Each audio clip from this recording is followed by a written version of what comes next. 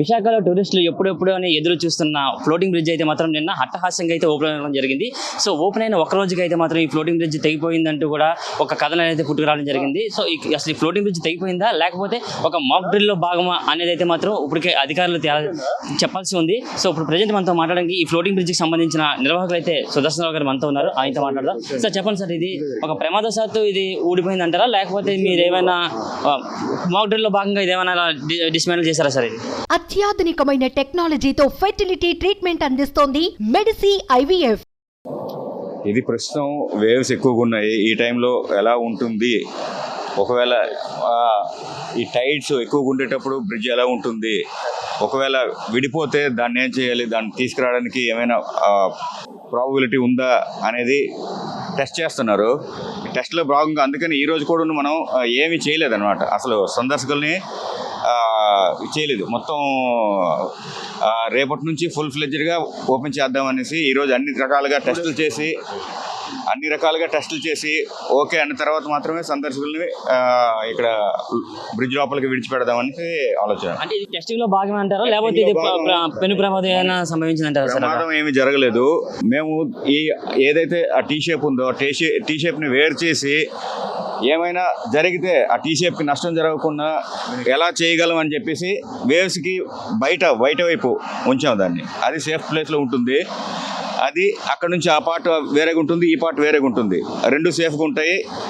మా తాలూకు మాక్ డ్రిల్లో భాగంగా ఒకవేళ ఏమైనా మధ్యలో ఏమైనా జరిగింది అనుకుంటే అప్పుడు రెండు వేరువేరుగా ఉండి బ్రిడ్జ్ సేఫ్గా ఉంటుంది. మా ఈ డ్రిల్స్లో భాగంగా ఈ ప్రయత్నం చేస్తున్నాం. అంటే సార్ ఎవరికి కూడా ఒక ముందస్తు ఇన్ఫర్మేషన్స్ ఇవ్వకుండా ఇలా చేయడం వల్ల ఫ్లోటింగ్ బ్రిడ్జ్ అనేది ఊడిపోయింది, ప్రమాదవశాత్తు ఇలా జరిగింది అని చెప్పేసి నాసిరకమైన ఈ ఎక్విప్మెంట్ తయారు చేశారని చెప్పేసి ఒక కథలను అయితే ఇంటర్నెట్లో చెక్కులు కొట్టడం జరుగుతుంది సార్. దాన్ని మీరు ఎలా చూస్తారు సార్?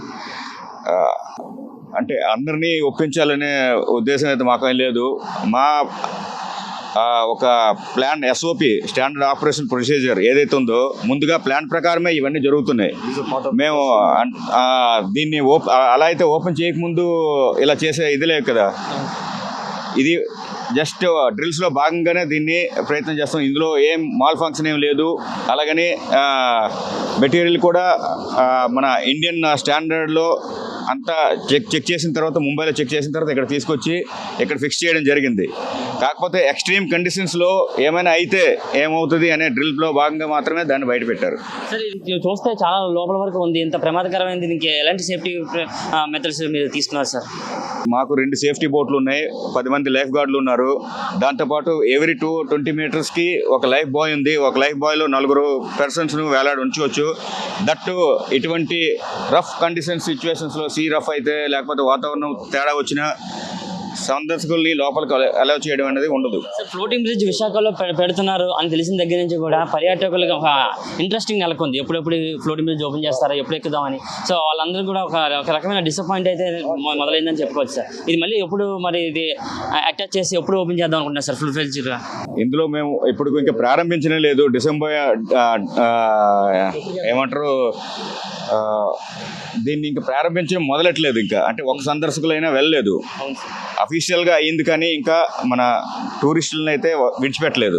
ఒక టికెట్ కూడా కట్ చేయలేదు. దీన్ని జస్ట్ టెస్టింగ్ పీరియడ్లో ఉంచాము. ఈ టెస్టింగ్ పీరియడ్ కంప్లీట్ అయిపోయిన వెంటనే సందర్శకులు వెళ్ళడం మొదలెడతారు. ఎప్పటి నుంచి ప్రారంభిద్దాం అనుకుంటున్నారు సార్ ఇది? అంటే అఫీషియల్గా వితిన్ 2 daysలో అయిపోవచ్చు. ఎందుకంటే కొన్ని ఎక్విప్మెంట్స్ని ఇంకా టెస్ట్ చేయడం బాకీ ఉంది. కొన్ని పోల్స్ అనేసి ఇంకా లేకపోతే కొన్ని పెట్టి ఉన్నాం, చిన్న లింక్స్ పెట్టి ఉన్నాం. ఆ లింక్స్ని కూడా టెస్ట్ చేయాలి. ప్రతి లింక్స్ని టెస్ట్ చేసిన తర్వాత సేఫ్టీ ప్రొసీజర్లు అన్నీ రెడీ అయిన తర్వాత మాత్రమే మేము సందర్శకులను లోపలికి విడిచిపెడతాం. అంతవరకు సేఫ్టీతో మేము అన్నీ కరెక్ట్గా ఉన్నాయో లేవో చూసుకొని వదిలిపెడతాం. సార్ ఇలాంటి వస్తున్న పుకార్లకి మీరు ఏం చెప్పాలనుకుంటున్నారు సార్? అంటే నెట్ ఇంట్లో ఫుల్గా వైరల్ అవుతుంది ఇలాంటి తెగిపోవడం వల్ల. ఇది బ్రిడ్జ్ ఎంతమంది వెయిట్కి వస్తుంది సార్? దీని కెపాసిటీ అయితే 70 మెంబర్స్ వరకు ఈజీగా సస్టైన్ అవుతుంది. కానీ మేము విడిచిపెట్టేది 10-15 మందికి విడిచిపెడతాం. ఇటువంటి సిచ్యువేషన్లో అయితే బ్రిడ్జ్ని అయితే కంప్లీట్గా క్లోజ్గా ఉంచి సందర్శకుల్ని అలౌ చేయం. పూర్తిగా సేఫ్టీగా అనిపించినప్పుడు మాత్రమే లోపలికి విడిచిపెడతాం. ఇందులో పుకార్లకి ఏమీ తావులేదు. ఎందుకంటే బ్రిడ్జ్ ఇంకా ఓపెన్ కాలేదు, టెస్టింగ్ పీరియడ్లోనే ఉంది. సో ఇదైతే 100% సక్సెస్ఫుల్గా రన్ అవుతుందని మా నమ్మకం. Okay, thank you. ఇది పరిస్థితి మనం చూసుకున్నట్టయితే మాత్రం ఓన్లీ టెస్టింగ్లోనే భాగంగా అయితే మాత్రం ఈ ఫ్లోటింగ్ బ్రిడ్జ్కి సంబంధించి దాని ముందునే దాన్ని అయితే మాత్రం కొంచెం వదిలేసామని చెప్పేసి మాక్ డ్రిల్లో భాగంగానే అయితే మాత్రం దాన్ని వదిలేమని చెప్పి దీంట్లో ఉన్న మిగిలిన పరికరాలకు సంబంధించిన అన్నింటిలో కూడా మేము టెస్ట్ చేసిన తర్వాత పూర్తి స్థాయిలో అంత సేఫ్టీ అనుకున్న తర్వాతే మాత్రం దీన్ని అయితే మాత్రం పర్యాటకులకి అందుబాటులోకి తీసుకొస్తామని చెప్తున్నారు. ఇదంతా జరగడానికి మినిమం ఒక 2 రోజుల నుంచి 3 రోజుల వరకు అయితే సమయం పడుతుందని అయితే మాత్రం ఇక్కడ ఉన్న అధికారులు అయితే చెప్పడం జరుగుతుంది. కెమెరా పర్సన్ శేఖర్తో ప్రశాంత్, సుమన్ టీవీ, వైజాగ్.